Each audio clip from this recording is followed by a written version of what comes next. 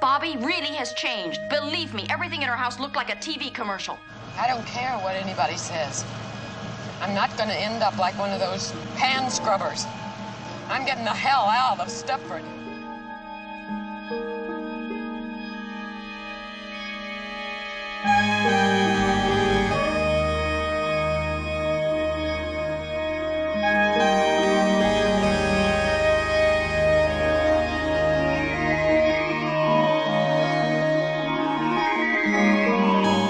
Like Bryan Forbes' work, and I thought that this was kind of in this picture needed some sort of an intelligence behind it, and Bryan Forbes certainly answered that.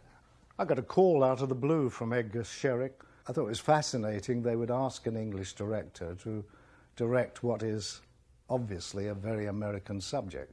It was just the American dream of these fantastically perfect women taken to the nth degree. Easy on spray starch. It must save me half an hour a day at least. A foreigner's point of view about America, which is always interesting. You know, sometimes we should look at ourselves through other people's eyes to see what they see, to see who we are. And that's really what I think the choice of Bryan did. He's a good director, and he'd responded to the material. I don't think it mattered whether he was not American.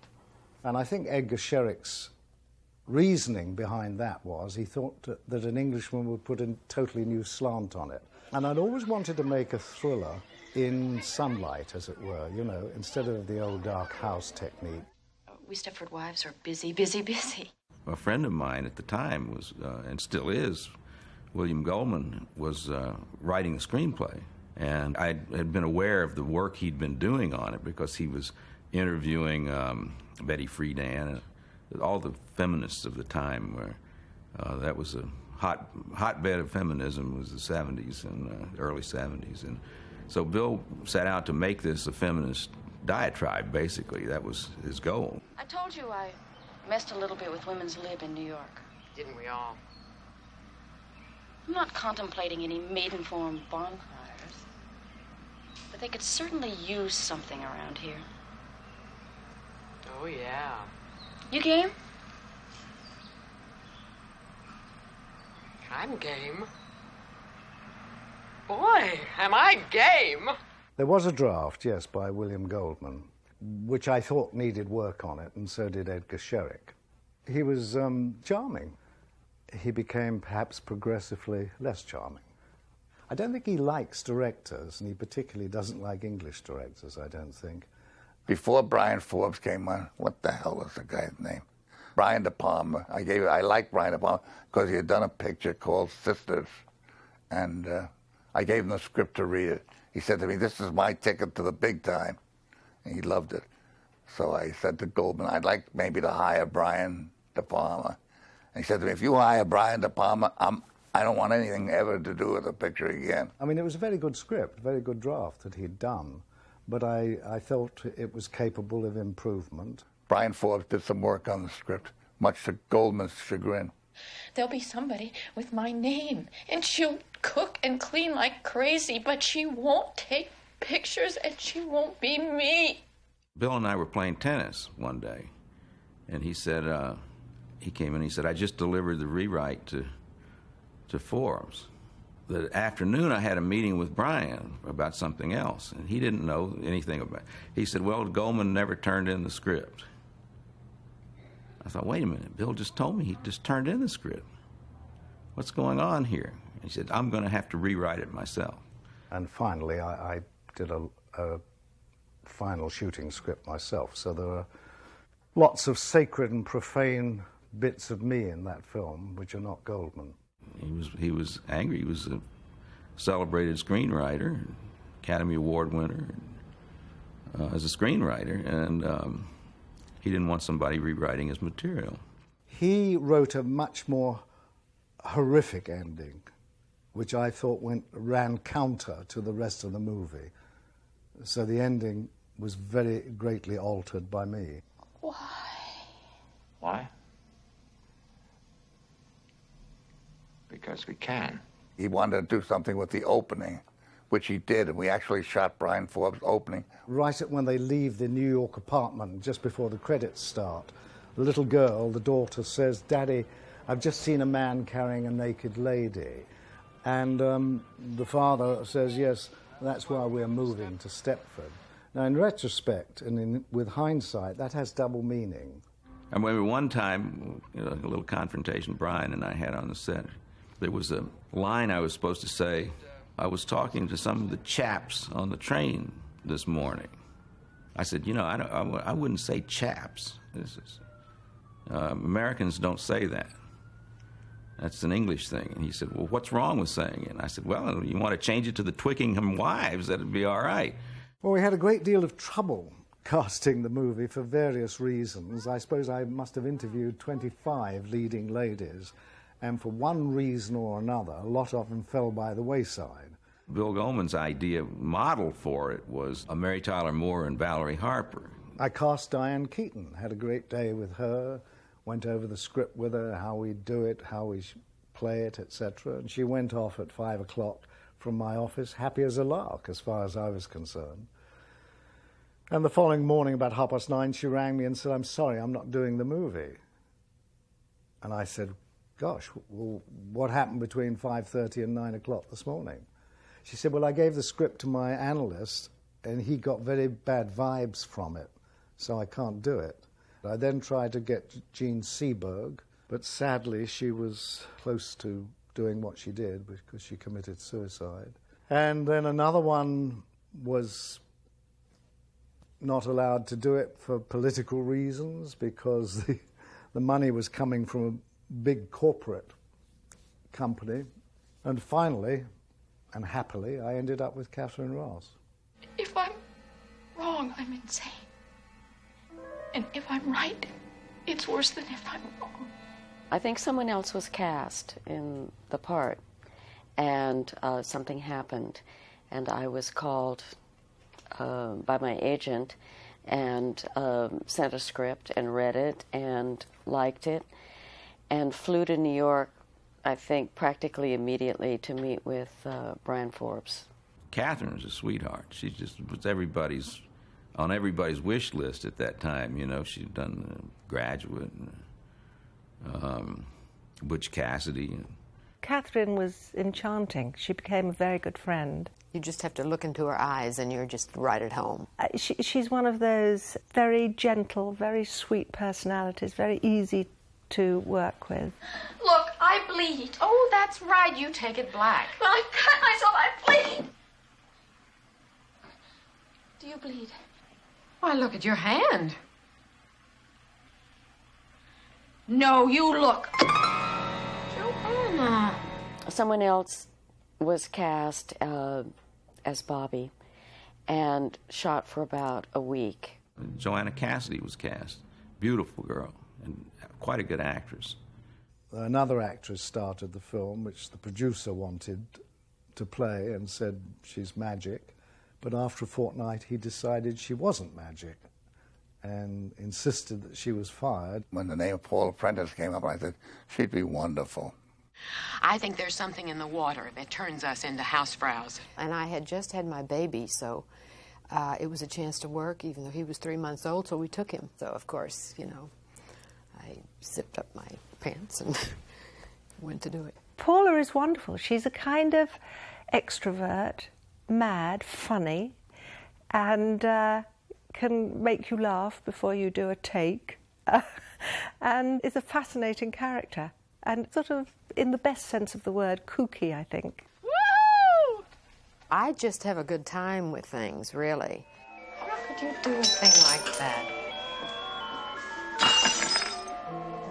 When I was just going to give you coffee. When I was just going to give you coffee. She's an incredible actress. She's totally free, it seems like. It's inspiring to work with her because it keeps you on your toes. She was great. I'm Carol Van Sant. And Nanette was divine. She was. Nanette is a very gracious lady and very nice person. I really sound like a Stepford wife going through all these lovely qualities of these women. Oh, it was just like a dream. It really was. I'll just die if I don't get this recipe. I'll just die if I don't get this recipe. Nanette Newman goes with Bryan Forbes. That's not an option you get. You hire Bryan Forbes, you get Nanette Newman. I got involved because I knew the director very well indeed. I think that's the honest answer. I'm not meant to degrade Nanette Newman. She's a fine woman and a good actress. This is all so silly.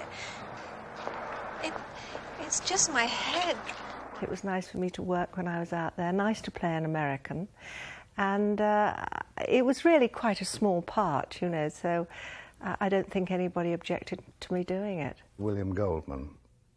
He wrote nasty things and said that the lack of success of the film in America was entirely due to my casting Nanette, which I thought not only was a total exaggeration, because Nanette wasn't playing the lead anyway, and grossly rude, I thought, and offensive. And it also led to costuming the picture in a different way.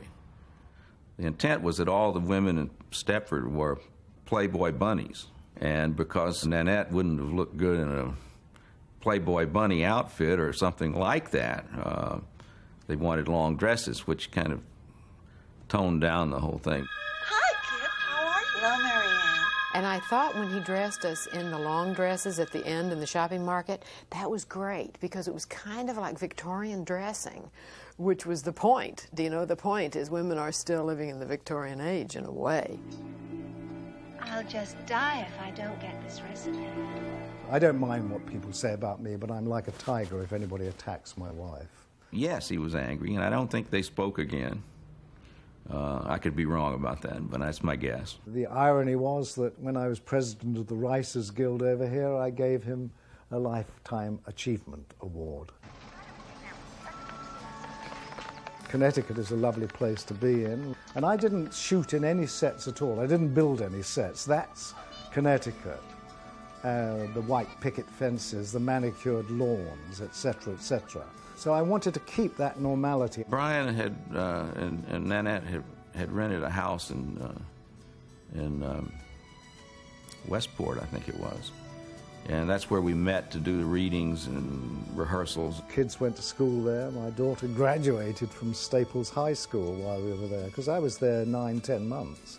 I enjoyed it. Everybody is gathered together in a location. You've all rented houses, and it's rather like going back to very glamorous rep days, because you're all thrown together. You very often meet in the evening and you meet at weekends, and it becomes a very communal effort. Very green and lush, and lots of bluefish to eat, which was probably what I ate every single night. So it was a lovely setting, and we ate outside. You know, it was kind of like a European production. We ate outside, and I think we had wine and things like that, and long lunch hours and stuff like that. It was really a very enjoyable film to make. And I'd drive up from here, and actually, Mary Stewart went with me, my daughter. She was 7 at the time, so she used to be my buddy. His daughter was playing one of our children, which made it sort of interesting. Are you two fighting? No. We don't like it when you fight. I like being in scenes with my kid. It was fun. Bryan Forbes didn't know that I knew Bill Goldman. When we would shoot a scene, I would call Bill and say, this is the scene. I can't remember what your original intent was. And he would tell me, well, you missed, if you can talk him into getting this back into this scene, try to do that. How would you feel about some of the guys meeting in our house? Bryan didn't know we were talking, and I couldn't tell him to put back stuff that was exactly like Bill had it, because he would suspect something, I think.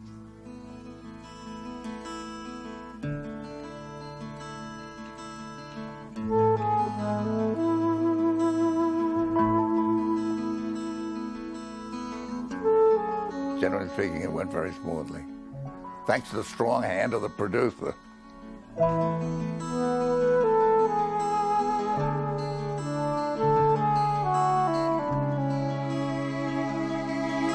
Of course, it was the height of the liberation movement at that time. they felt very keenly. In fact, one really manic limmer hit me over the head with an umbrella at the New York Press Show. The fact that it triggered that and it became sort of a definition for something is maybe a testimony to whatever the movie made people feel. I tried to explain to her, far from being anti-women, it was really anti-men, and in any event, it was a fantasy. I like to watch women doing little domestic chores. You came to the right town. They didn't see what the movie was about. I mean, they were using this anti-feminist attitude by the men to make a point that was a feminist point. That was the point of the movie. I like to see my home looking nice. And I think when people think it's anti-women, I think they're off the ball, because if anything, I think it's anti the men. Any group of men who want to really change their wives by enlarging their breasts, things like that, have to be of the lowest order. And that's what this picture's about. This was the first chance that women got to say, why do men want us this way with these big bosoms and, you know, all that? I mean, I didn't make the film thinking, oh, this is a wonderful opportunity to knock the feminist movement. I mean, bullshit, I didn't. I want to please him now. And boy, am I ever going to. Ira Levin, when he saw the film, pronounced himself very happy. Thought I'd done him justice. Didn't get a very big release in America, or indeed any release over here until the London Film Festival. And then it very quickly became a sort of cult movie. Now, I'm delighted about the cult status because it obviously means the picture is kept alive and one gets a few residuals.